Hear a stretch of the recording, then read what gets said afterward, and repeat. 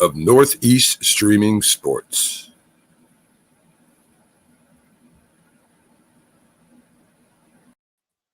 What's up, everybody? We jump Yeah. right into it. It's his Birds Breakdown. And we're a day late because Monday is now a travel day for me because it's going to be really hard for me to get back here in time and when I'm on a plane and trying to do this show on a Monday. So we may have to start doing this show on Tuesdays here. But we are here, with another Birds Breakdown, our third season. And we Yeah. are doing this on Facebook, Twitter, Twitch, and YouTube, along with Northeast Streaming Sports Network. What is up? My main man, El Parcero Philly, in the house. Yes, sir. First off, welcome back. It looked like a great time down in Atlanta. I'm sure those AT aliens treated you with the utmost Southern hospitality that they could have. We're back for another season. I'm excited for another episode of Birds Breakdown. It's crazy. We went from episode 1, the first time you and I never worked together, and we just got thrown right into the fire, going right into it, and it was a lot of fun at Tonic Seafood Steak. And I'm excited for season 2. And to start off with a big W on the road in a new era. I'm sure we're gonna talk a lot of positive things today. So let's get to it. Absolutely, absolutely. And we might as well start right off with talking about the quarterback play. Yeah, And my main man, Jalen Hurts, hurt season. Mister number 40 on the list of whoever that idiot was that was talking, Hurt saying number season, man. 40 went 27 for 35, 264 yards, and 3 touchdowns, a passer rating of a 126.4. He was sacked one time. He did rush. He ran also. He ran for another 62 yards. Yes, sir. I tell you, the passes weren't crisp. It Mm-hmm. wasn't like he was throwing dead on spirals, but the ball got where it was supposed to. And I mean, really, it's like he was able to make some things happen. I mean, obviously, he had that that fourth down play that was a little sketch. He was able to put make it an incomplete pass rather than run out of bounds like 20 Right. yards behind the line. Uh, but overall, he did a great job, I think, managing the team, the offensive line in front of him. We'll get to them in a second. I have to get to them in a second because there's a lot of kudos that really have to go to them. Mm-hmm. But right now, we're talking about Jalen. Jalen. Let me ask you something. How did it feel watching an Eagles offense where you don't have to worry about the quarterback holding on to the ball too long, the quarterback making the wrong throws, the quarterback just everything, the opposite of what we saw from Carson Wentz, we saw on Sunday from Jalen Hurts. It was a breath of fresh air. To me, he looked calm and composed. He took the right steps. There was different from what we saw last year in those 4 starts. I saw a guy. He was composed and he handled the offense the right way. Using his legs to create was another breath of fresh air as well. Like, it's, we did see that a little bit in the beginning with Carson Wentz, but obviously he steered away with it. And I think the injuries did have a part in that. But seeing Jalen Hurts being able to step up in the pocket, roll out when he needed to, making plays on his legs when he needed to, but it wasn't the first thing that he thought about. It was the last option that he had. And having that weapon is really big, especially in today's NFL. The other day I'm watching the Elite Eights with my girlfriend's brother, right? And you see all these kids are able to run the ball as well as have this big arm. And we have someone that could be there for the future. There we say, was Howie Roseman not that crazy when we drafted him in the second round? I literally had these thoughts in my head as I was running today. Did Howie Roseman make the right move with that second round pick? But you mentioned the stat line. And to me, I'll say this, it was a great first step. In the first start of your first full season, it was a great first step, but there is work still to be done. I still think that he did not, pick apart the Falcon secondary the way I wanted him to. That has a lot in part to do that I felt like a lot of his weapons did make some big plays. But look, you're going to face off against tougher teams. This stretch that we're going to have here, the first half of the season, it's going to be tough. You got the reigning Super Bowl teams in your schedule the next couple of weeks. Those teams are going to challenge Jalen Hurts, and I want to see the progression as Jalen's able to pick apart defenses with that long ball. So we'll see. But this is definitely that great first step. Absolutely love what we see. He was calm and composed. And the Philly sports guy. Did you buy your Jalen Hurts jersey? Because he's the number 2 selling jersey right now in the NFL. Your Jalen Hurts. It's Hurts season, baby. Yeah, they said that he had the largest jump up from from previous weeks to now. He was the top. He was the top mover, Get your followed Hurts by jersey. number 2. I think number 2 was another rookie that also did pretty well this week. I don't remember which one. Maybe the one from the Patriots, but Maybe. ultimately, it Jalen Hurts. Jalen Hurts definitely did steal the show, doing, like I said, doing really well. And I thought, and big congratulations to Nick Sirianni for winning his first game. And out of the chute, it's like we talked a lot about, hey, how is it going to be when you don't play any starters for any of the preseason games? And then you have a team like Baltimore. And I tell you, talk about decimated with injuries. They had 3 running backs that have ACLs. They lost another tackle yesterday with an ACL. I think they have 5 ACLs, in total on that team. And injuries are not something that you can plan for, but I was very happy about the fact that they didn't. Nobody got hurt. Everybody was able to make it through the game. Except Marcus Epps. I'll talk about that in a little bit. That definitely pissed me off. But yeah, it was good to see no one really got hurt too badly. Right. And that they were able to do really well. So congratulations to Nick Sirianni and the entire Eagles staff. And, again, we'll talk about the defense here in a little bit, obviously, because I have a lot to say about them as well. But, I mean, coming out of the gate, just coming right out in Atlanta. I won't call it really hostile territory because this isn't the soccer team. Yeah, this isn't the soccer team here. There was a lot of open seats out there, but we did have. I did get to see the Bird Lady. They do have a super fan down there, or a couple of super fans, and we did get to tailgate some. I was with my main man, E-Rock. He was spinning some tunes and such like that. We were having a blast. And it was, like I said, it was nerving the first couple of drives because they were able to move the ball pretty well. But it was a bend, don't break defense. And they did not let them in the end zone. And after those first 2 drives, they didn't really move the ball much at all. Right. It wasn't like it was the first couple. And those are scripted plays, mind you. However, once the script was done, I'm not sure that the Falcons coach is, obviously this is week 1, but I can't really say that he's going to be a threat to many people in his division and in this league.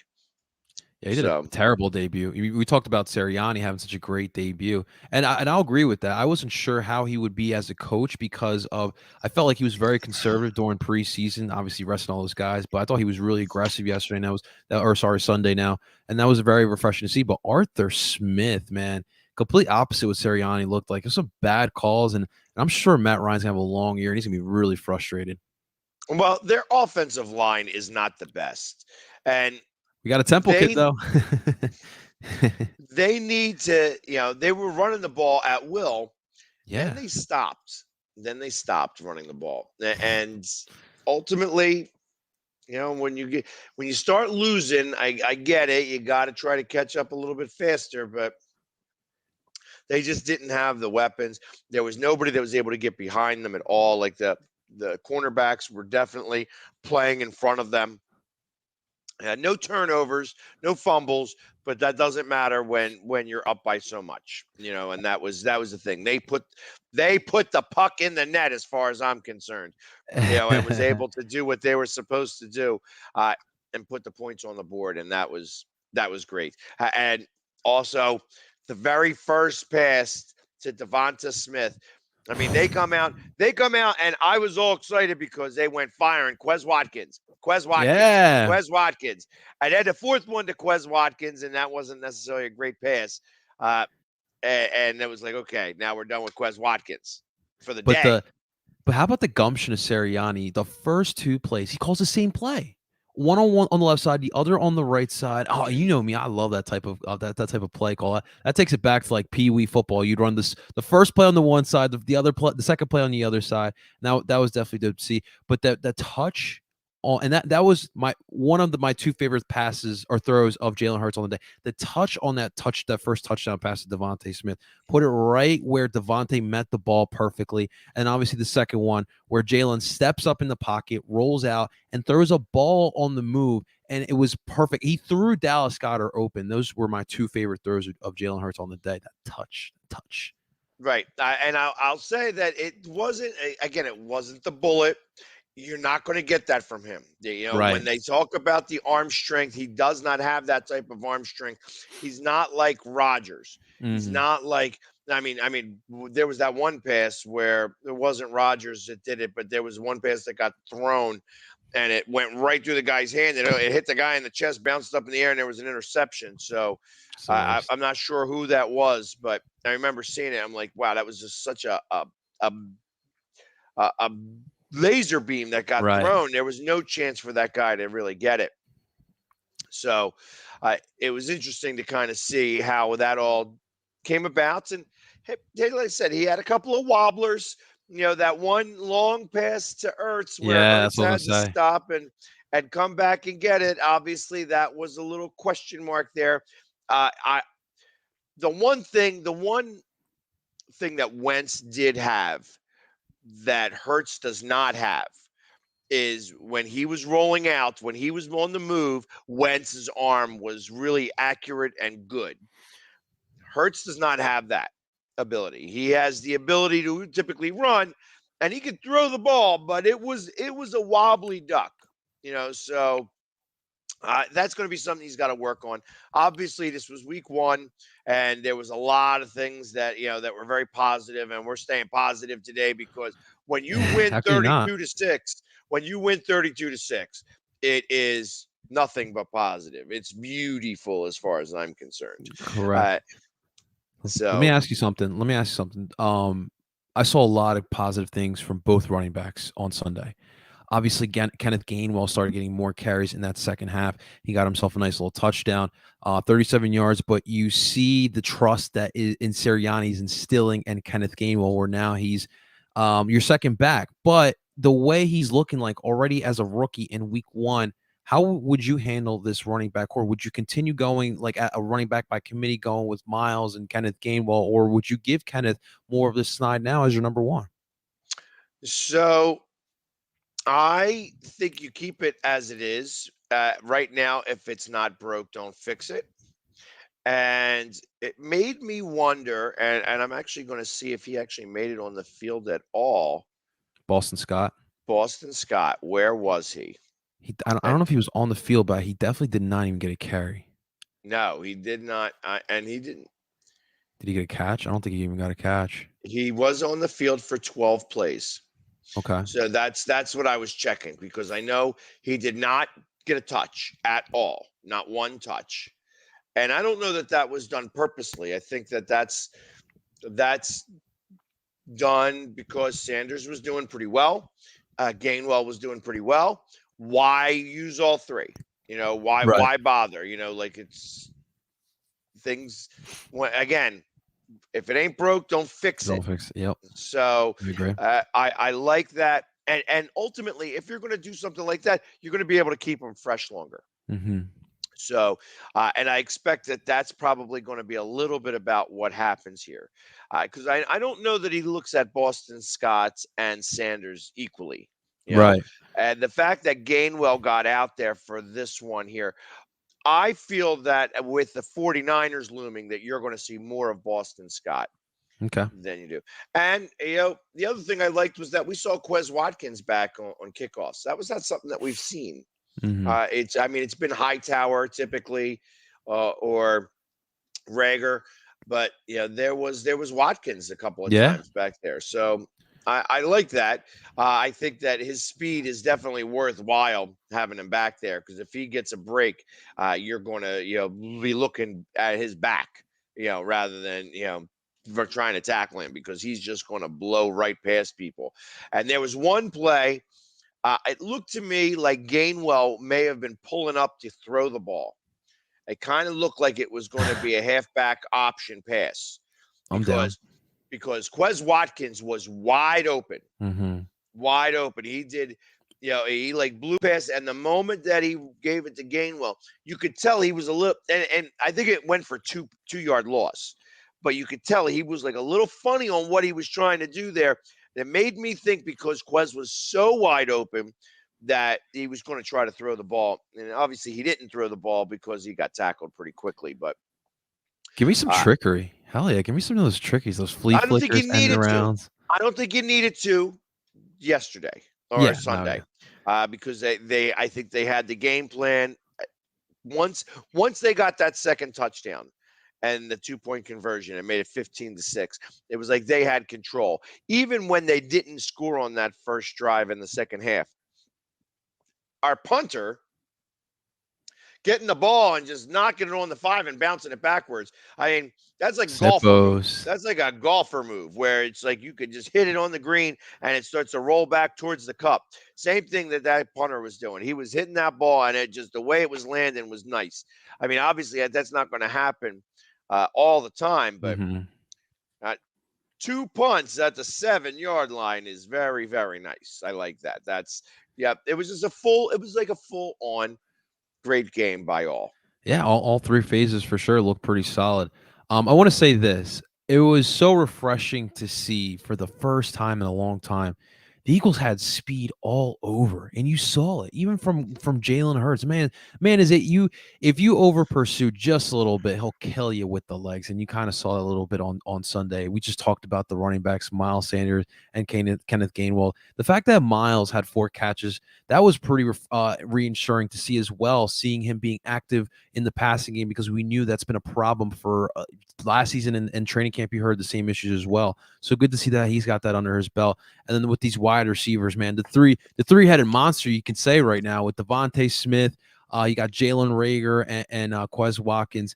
All of those guys, you saw the speed there, and that is so refreshing to see that there's an Eagles offense that has speed on the field. It's going to be tough to stop you. And when you saw them use that hurry up every once so often, and I really want them to sprinkle that into the offensive game plan here and there because when you're talking about the speed that the Eagles have, use that hurry up offense, make that defense tired, and they're not going to last very long. So that's definitely been the refreshing thing to see with the Eagles in 2021. And huge kudos to the offensive line. I'm going to start with the bad first. Please. Say Amalu. It was like I can't tell if he was too busy paying attention to Brooks touch Kelsey's butt or just but it seemed like he was jumping off sides every other play. It's like, I know that you're trying to get a leg up somewhere, but you got a guy next to you who's making a lot more money now and was really excited about it because he was flattening people. I watched one Baldy put something out there and literally where it was like he showed Lane Johnson first and he just kind of pancaked the tap, that tackle. And then you had Mailata on his side, and he pancaked that tackle, and you have both the tackles on the ground. He's like, that's a beautiful thing. That's a thing of beauty. Take a picture of that because that was just amazing. And then Mailata on that one crushing block that everybody saw. It was posted everywhere where he just destroyed that guy. That's awesome. I can't wait to see that when he does real pulls, when he gets to pull and he gets in open field and he gets to just start to move people. That's going to be amazing to watch. To me, I'm the excited. To me, the bad was I just thought there was way too many calls on the offensive line, and that to me, you heard Sirianni talk about it in the press conference. The mindless things you have to be able to fix. You got to be perfect at those, and getting penalties is something you can control. You got to be able to fix that up, especially when you got a veteran group. But overall, it's not even just the line. To be honest with you, it was it was like a team effort. I thought the blocking on the day was pretty solid overall from your tight ends, your wide receivers, your offensive line. When we're starting to see like what the principles of this Eagles offense is, and you see the wrinkles of the Colts offense from before. You saw a lot of screens, bubble and tunnel screens. But even like on the first touchdown, that beautiful pass to Devontae Smith. If Zach Ertz doesn't just slow up both of those defensive backs, Devontae Smith doesn't have that edge and isn't able to be wide open on that pass. And that is what the Sirianni offense is. You work your butt off so someone else can make a play, and then someone else later on is going to repay you back with that same favor. And I thought that the offensive line, I thought Seumalo looked better than what I saw before, because on the pulls, like you mentioned, I saw him go downfield and I didn't see him stop. And that to me was pretty refreshing. And you know what? Here's the thing. I want to see Landon Dickerson out there. But the thing is if Landon Dickerson is the future for the center, I would rather see him wait there. There's no rush with Landon Dickerson right now. This 5, if they could stay healthy, that's the other issue. Remember, especially that right side of the offensive line. You know me, I love those guys dearly, but I don't know if they can play a full 17-game season now. So it's good to have that depth. And I love the principle. How about J.J. Arcega-Whiteside? You know what? I get it. He was picked over DK Metcalf. We can never take that away. But did you know he was the highest rated blocking wide receiver in week 1? You know what? If that's how he's going to stay on this roster, so be it, because that's an important principle in this Eagles offense. Right. And that I'm okay with that as long as you're doing what you're supposed to do. Do something, right? You're going to wind up, in his case, he will wind up getting a couple of catches here and there because they're going to forget about him. They're going to say he's not going to get the ball thrown to him, and then he's going to wind up getting behind people and getting the ball thrown to him. So it's going to happen. It's going to take a few weeks to manifest. Right. I thought that. So the one caveat I have about Seumalo is that Seumalo has been with this offensive line. 4 of the 5 guys on the offensive line have played over like 80 games together. And that's the big deal. That's why I don't mind Seumalo out there. I hear you, man. I guess when they're doing a cadence, it's going to be better. You know what I mean? They were doing that silent count, and he switched his number too. Confused. He was getting confused. So he switched his number as well. I did see that. It's a little different. I guess he needed to change something up.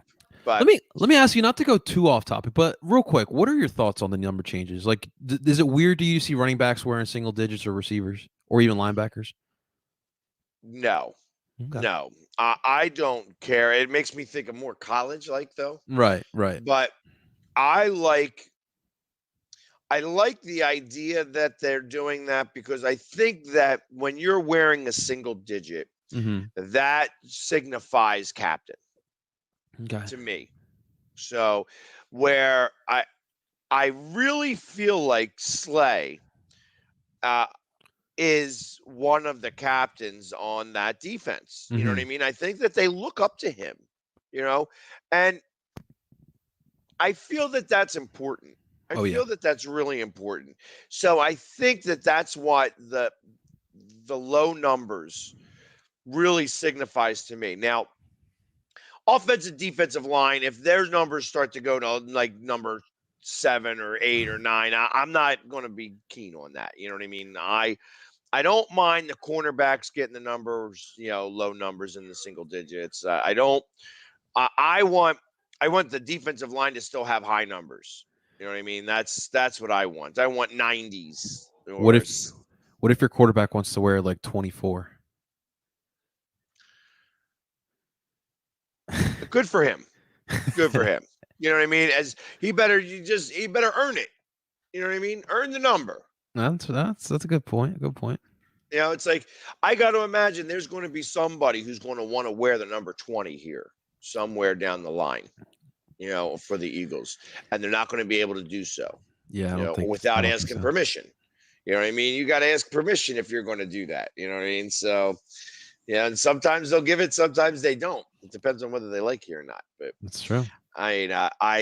my expectation is that somebody's going to want to wear it sometime. And it probably will be 30 years from now when somebody's going to want to ask that. It's like having the number 60. Number 60 isn't really that big of a deal, Mm-hmm. but Chuck's got that. You know what I mean? And that may live in infamy forever. That number 60 won't get used. Same thing with the number 15.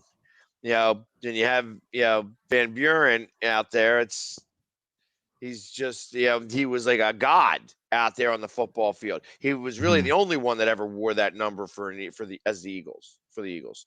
So I mean, my expectations is that wear whatever number you want. Just make sure you play, earn your number. I agree.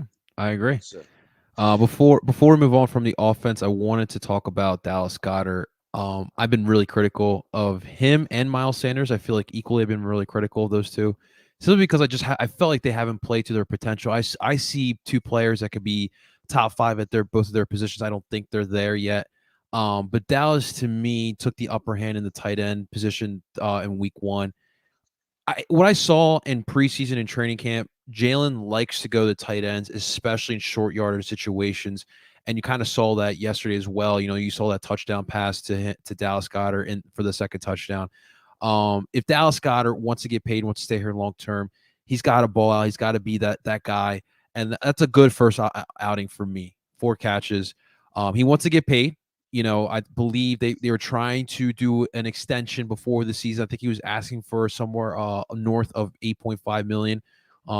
So if he wants to get paid, you got to ball out. I told you that for me with tight ends, whoever the Eagles decide to move on with in 2022 between Dallas and Zach, it depends on their play in this season, and we'll see. Dallas to me's got the upper hand.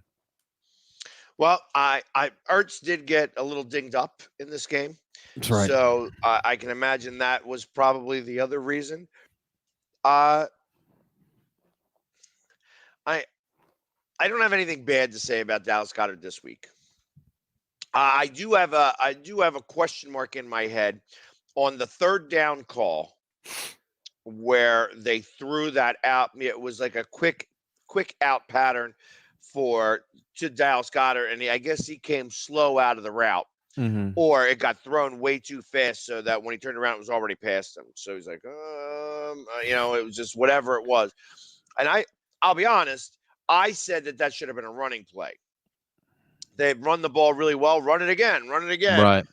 Just get those 2 yards.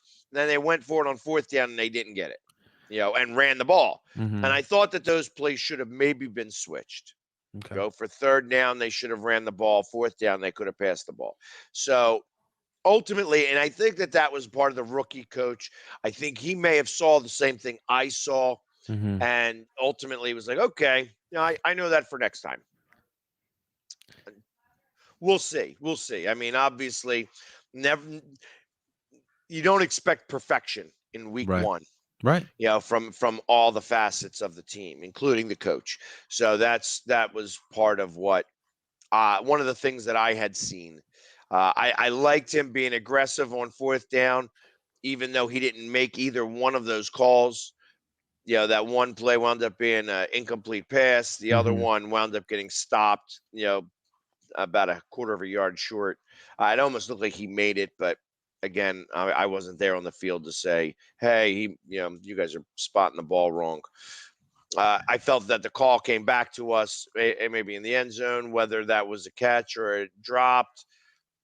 You couldn't really tell on my side. You can't tell on their screen up there. They have that screen. It's a big circle. As they call it, it was Megatron's butt hole. So and it's literally and how are we going to tell from up there? It's like it was just everybody. All the Atlanta fans are like, yeah, it touched the ground, and then of course they scored a touchdown, and I was excited about that. So Well, so kind of tying in our offense to our defense as we transition here, but like I said, Dallas Goedert's looking for that extension, and could possibly that extension come sooner rather than later after that performance. A couple hours ago, we got the news that the Eagles and Fletcher Cox have restructured his deal. They converted almost 14 million of his base salary into a signing bonus.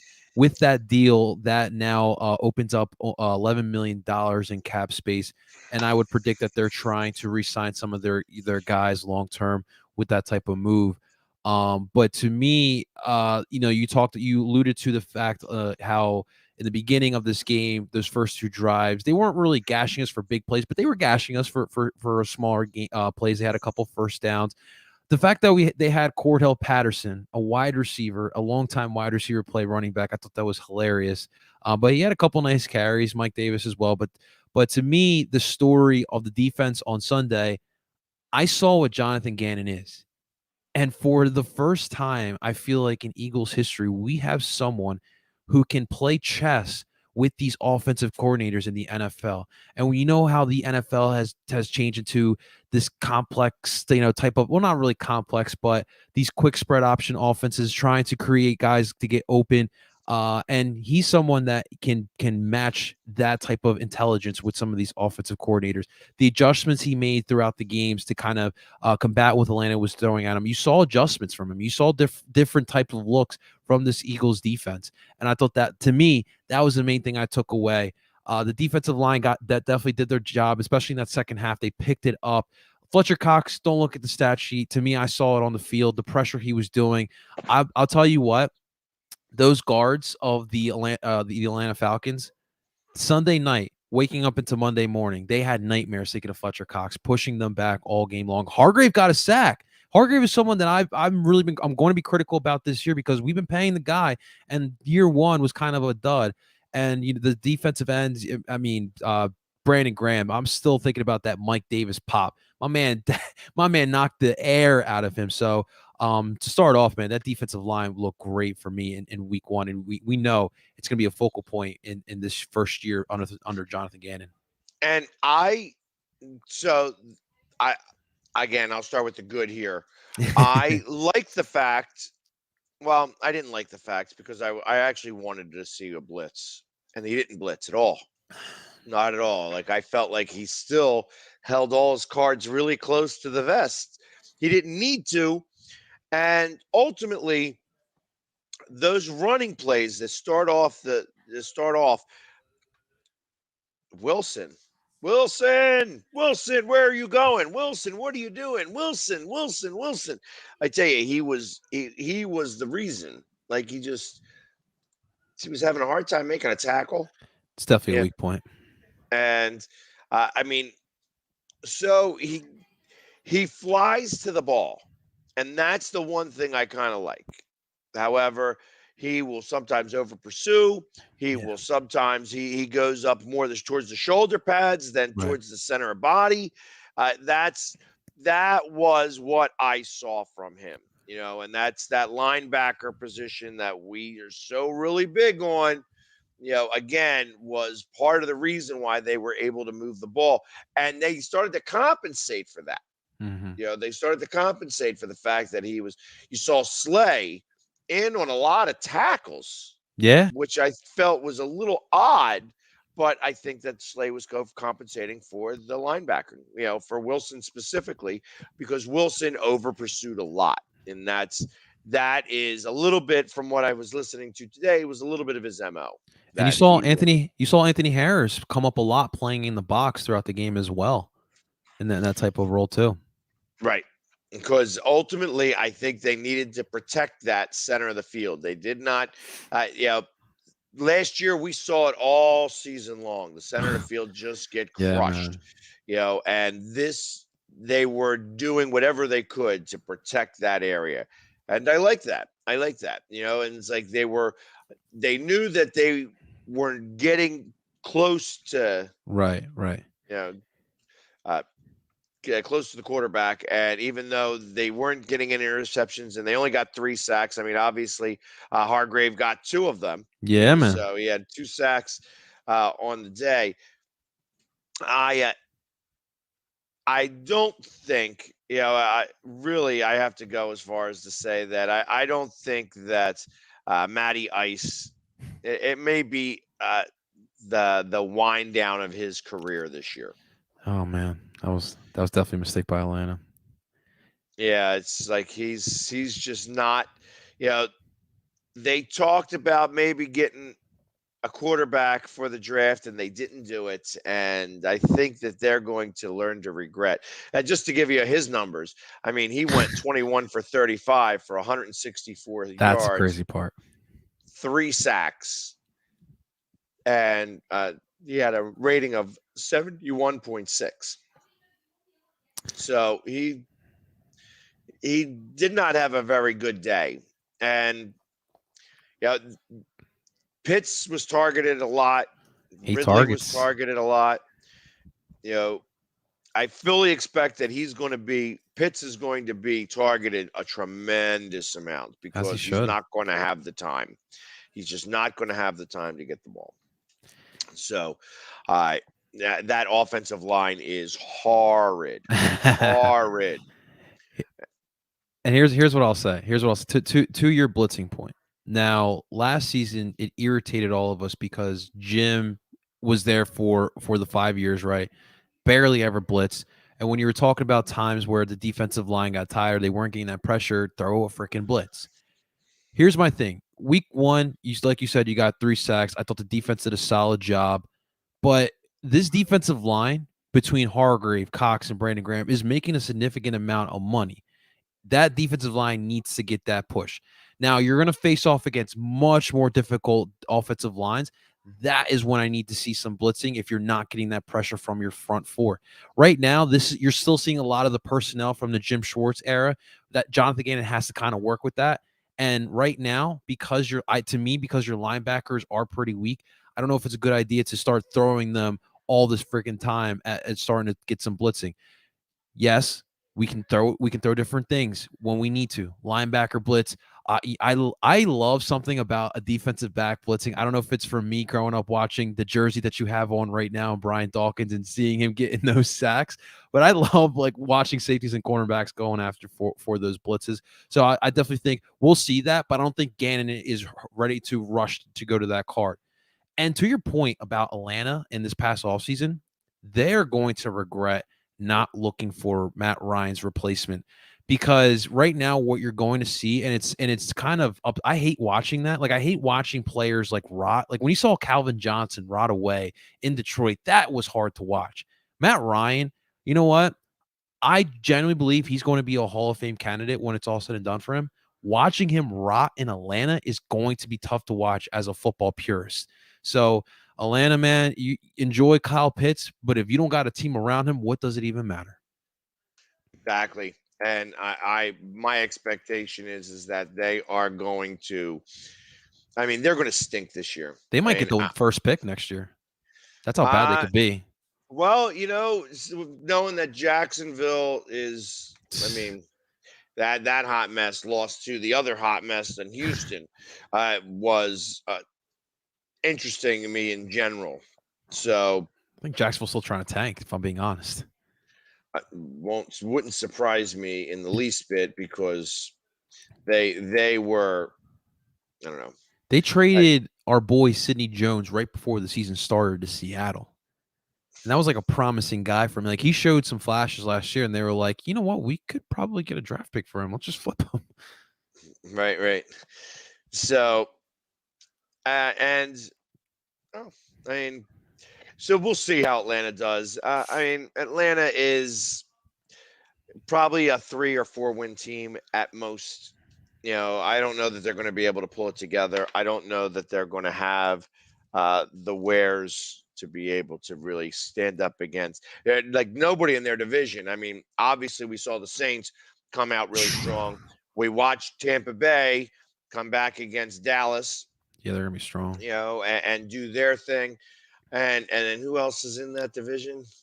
Our boy, our boy. Nice. I love Oh, that's Maddie. right. I love You know what? Maddie.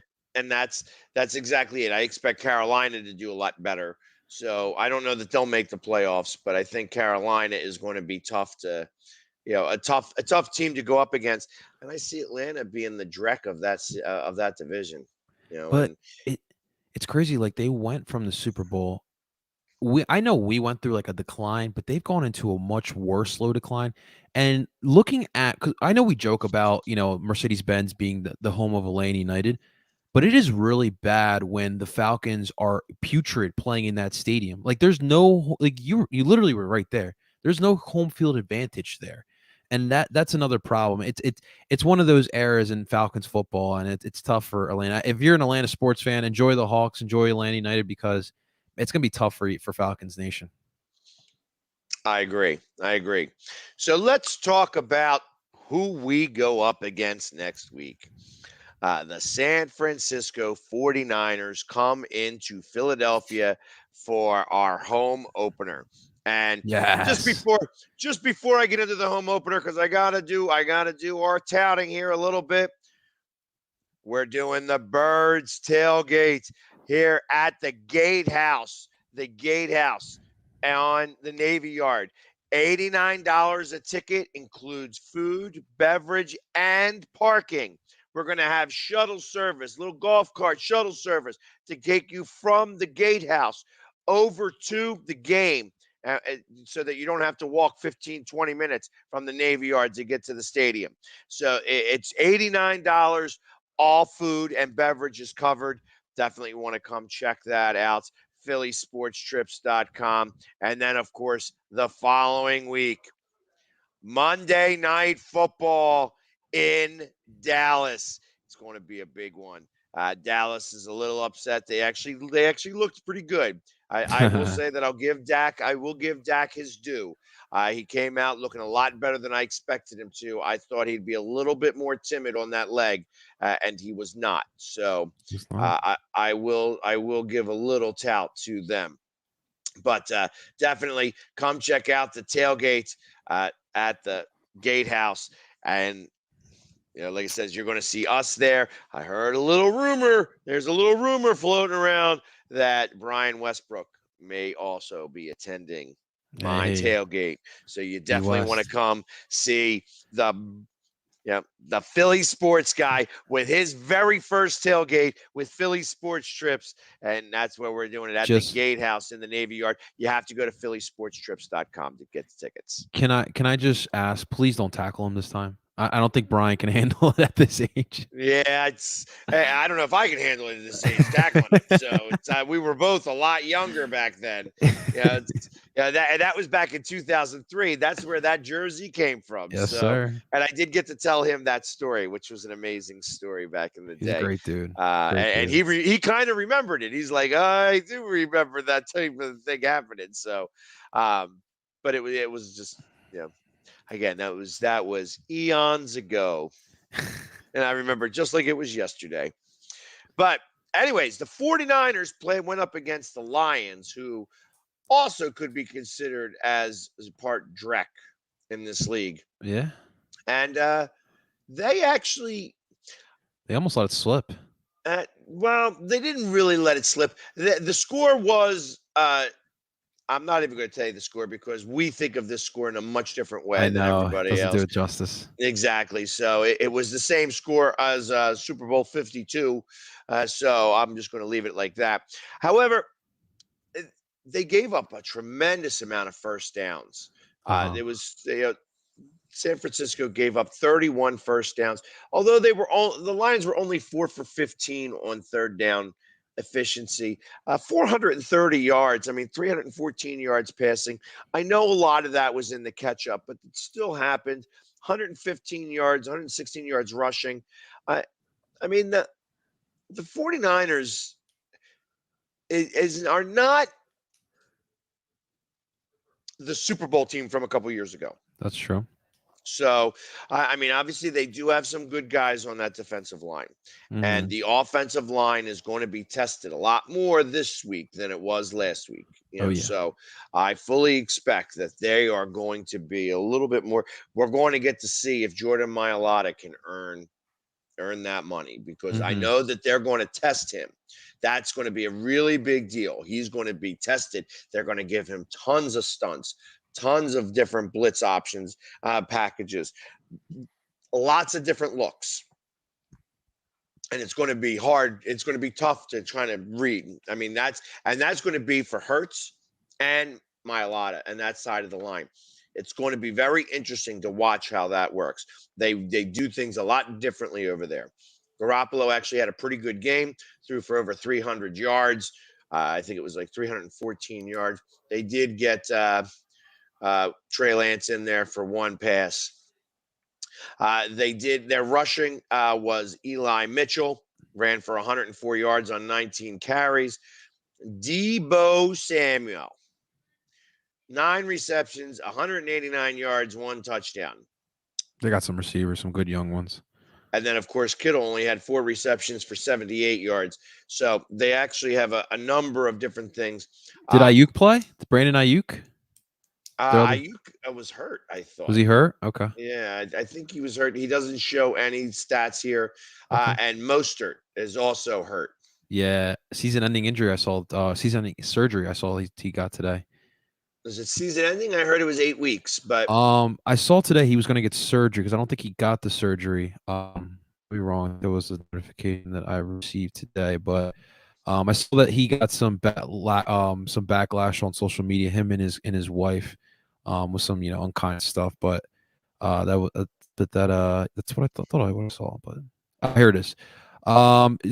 Mozart posts on social media that he will undergo season-ending knee surgery, and that was an hour ago. oh, okay. So more recently. So we're getting up to the moment things here. So obviously Mostert's not going to be in, but the other guy did run for 100 yards. So obviously they got somebody who's going to be able to do it. Eli Mitchell is a little bit more of a stud than I guess they originally thought. And like I said, Deebo Samuel is their big receiver. Of course, George Kittle is good. They got Mohamed Sanu, who only got 1 catch in the game. That's and then I think they sacked Goff 3 times. Okay. That is correct. They sacked him 3 times. So it's they lost the time of possession. I mean, Detroit had the ball longer and such. So it's interesting to me. Obviously, the score is what it is. You can't really help that. And I saw that there was probably a couple of big plays during that. I think this is going to be an interesting test, early season test. Right. We get them here. It's a 1:00 game. That means it's 10:00 their time that they get to play this game. And it's going to, that benefits us. I think that helps us in a big, big way. So I wouldn't surprise me if the Eagles happen to catch them a little bit better than what they normally would. Like that's kind of what my expectations are. I think that they are going to have a similar game plan that like we said last week, that we want them to run the ball so that they could do the play action. It didn't quite start that way. They passed, then ran. But ultimately, I feel like that they did have a running game plan, and they stuck with it all game long. Obviously, in the second half, it was more to wind them down, get them beat. I fully expect that they're going to need to do that a little bit more. They're going to have to go around the corners because that center of that line of the 49ers line is stacked there. It's similar to the Eagles. So they actually have a lot of girth in that center of the line. And will definitely try to stop any of the run game from that point. So they're going to have to get around the edges and start to do those types of things. But I fully expect I thought that the Eagles were going to start 3-0. I'm not changing from that. I think that they still will go 3-0. I think this is going to be a close game. I think it's going to be a hard-fought game. I fully expect we'll see our first blitz in about 5, since the Super Bowl. And I had the Eagles winning this game 27-25. Oh my god. Okay. Look, straight up. I mean, you kind of laid it out there. This is a winnable game. It is straight up a winnable game. What I think I'm looking more to is seeing how Sirianni keeps these guys even keeled. I mean, before week 1, there was no expectation. Everyone had these low expectations for the Philadelphia Eagles, and they showed out and they took care of a bad team. Now, I want to make sure that these guys don't have their heads too big. I saw a lot of celebration, and they should definitely celebrate. That was their first win as a unit under the Nick Sirianni era. But now you got to go up and you got to play against a team that's definitely better than the Atlanta Falcons.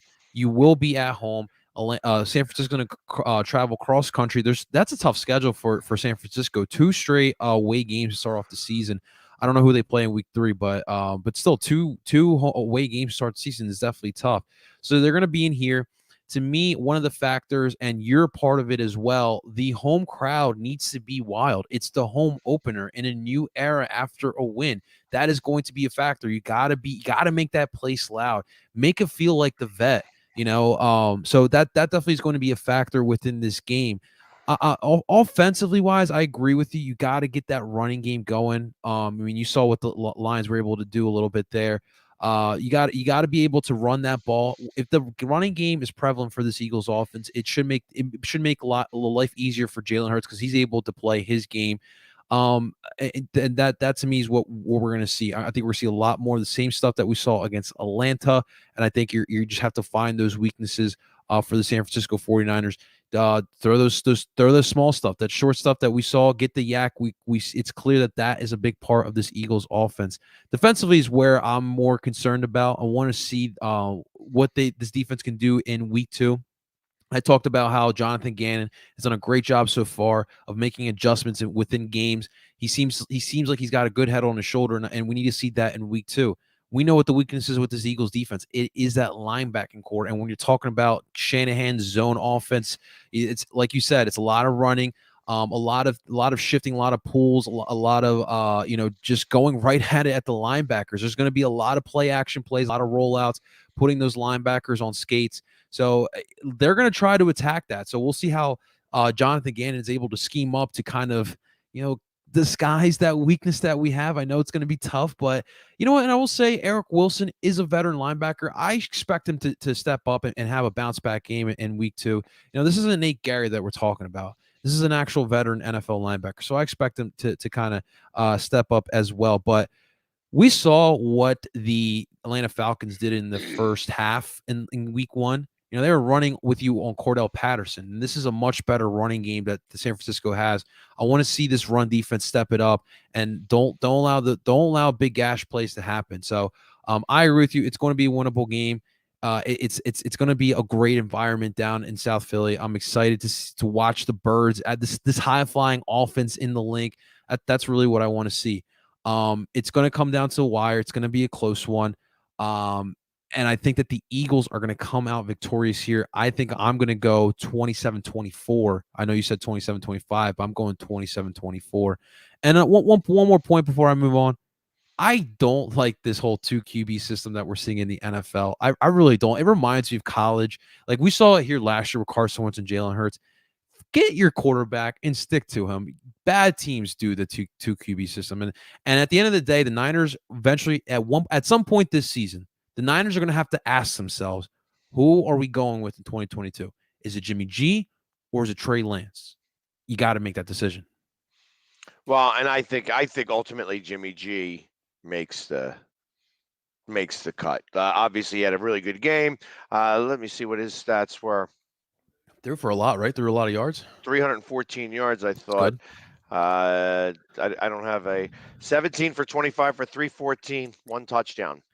So he only threw for 1 touchdown. They rushed, I guess, for. But that's crazy to think too, because he literally less than 2 years ago, he was in a Super Bowl where 10 minutes left in that Super Bowl, he had the lead. And now we're talking about potentially the Niners moving on from him eventually. That's crazy to think. I think he still has something left. I think he's a solid arm in this league. But the Niners clearly see something that we don't. And the injuries is also a problem too, right? We saw that with Carson Wentz too. So if you can't say durable, teams have a tough time committing to you. Right. So, But ultimately, I mean, he's got a good pedigree. He does have a Right. couple of Super Bowl rings, even as a backup. You know what I mean? Right. That's still a big deal because Exactly. somebody's got to hold that clipboard. It was him. You know what I mean? And he was supposed to be the heir apparent, and Brady said no, thank you. So, but yes, although I hear you about Jalen Hurts and Trey Lance could be a great matchup. We're not going to see that. Right. We're definitely not going to see that. It's obviously uh, Garoppolo had a good enough game to keep the starting position, even though Trey Lance did throw a touchdown pass for 5 yards. He only threw one pass, touchdown, 5 yards. That was the end of that. So, and I'm sure that was in mostly the garbage time when they didn't want to put Garoppolo back out there again. They said that let's give him some time. He gets that last touchdown, and then literally wound up being a bad beat because I think the spread was 9, and out of nowhere Detroit scored 15 points to catch up to make it within uh, within the 8, 41-33. So Right. I don't know if the 49ers were just giving it up at that time or if it was something that Detroit was finally doing right. They finally maybe figured it out. It's interesting to think about that. It's a lot of points to give up against. You wouldn't expect the 49ers that supposedly have a very good defense to be able to kind of do that, but, to give that up. But they did. And if they gave that up to Goff and the Lions, what could they possibly do against us? Our speed is really going to have to come into play here. Yeah. And we're going to have to get that separation. So it's going to be interesting to see how that all plays out here on this Sunday. And of course, the Eagles are dogs at home. We love that. What did I see? 3.5 points. Yeah. It might be less than that now, or more than that. It might go up even. Who knows? But 3.5 point home dog for their home opener. Yep. And I love it. for a team that's in first place, I mean, everybody in the NFC West won week 1. Likes. Everybody won that. How about everyone else in the NFC East? What do they do? Well, they all lost. Actually, every team in the West, every team, NFC West, AFC West, all won. Everybody who plays in a West division is 1-0. And it's that, they said it was like, it's not since like 1968 that one division actually won all their games to start off a season, and now it happened twice in the same season. So, but literally everybody in the West is 1-0. Of course, out of all the teams that had tough, the 49ers did not have it so tough against the Detroit Lions. So it might be one of those times where we finally get to see what Deuce Staley. I mean, Deuce Staley is up there in Detroit, so we're going to see him Running around backs Halloween. coach. Yeah, man. We'll see him around Halloween, but And we'll see if that's any better. Another good note for Eagles fans: Carson Wentz did play all of his snaps, so we're on our way, guys. We're on our way. Yep, and sacked like 5 times from holding the ball too long. So, but the offensive line, why is it playing so bad? This is literally what they were asking themselves. It's like, you weren't in Philadelphia last year. It's not really your offensive line all the time. Yeah, exactly. So, and we'll see. The Giants looked. Oh my God, They looked bad. But Daniel Jones is a franchise quarterback. Yeah, well, he's franchise somewhere, and the only thing I do have to say, I mean, obviously Monday Night Football game was a great game. Thursday Night Football, throughout my entire life of watching Tom Brady, I maybe saw like 1 or 2 commercials that he was in. Yeah. Did it not seem that Thursday night was every commercial? Yeah. That Subway commercial where he got the room. I'm like, are you kidding me? That looks so retarded. But I don't even know if I'm supposed to use that word. But anyways, I mean, it just looks so ridiculous that I'm like, and he looked like he was in every commercial. Every commercial. All of a sudden, he's getting paid a lot of money. So, doing all those ads and commercials and stuff like that. Well, people people forget he took a lot of discounts in all those years in New England so they can build a complete team for him. And now he's just trying to get paid, and you can't blame him. Yeah, he took a discount this year too, so just so that he could get everybody in. But anyways, thank you very much, everybody, Yeah. for watching us. It's our third season. It's the third season of the Birds Breakdown, and we're going to be back doing it again next Monday at 7:00. It won't be a Tuesday. It'll be on Monday because I won't have to travel next week. It'll be a lot more fun, and you will catch me and El Parcero, Philly, back Yeah. here doing this. We're going to rerun this at 7:00 tonight, so that you can come back and watch it again if you'd like. But in the meantime, go Birds, and Yeah. we'll see you on Sunday. Go Birds. Yeah.